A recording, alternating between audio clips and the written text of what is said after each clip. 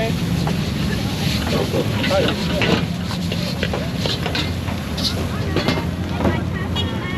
thôi mẹ nó mẹ mọc kia nhanh nhẹn tự làm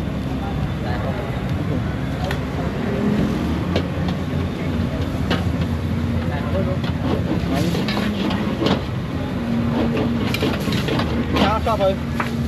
cho buổi chiều xa tua vô lại chiều mày cho hai đứa coi cái gì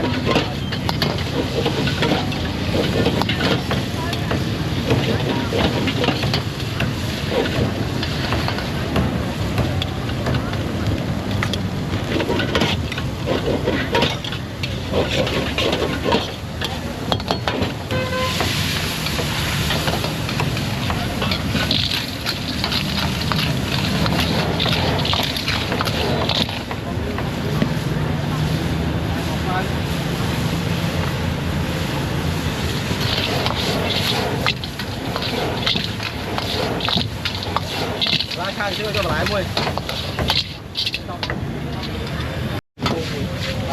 lại khai cô mui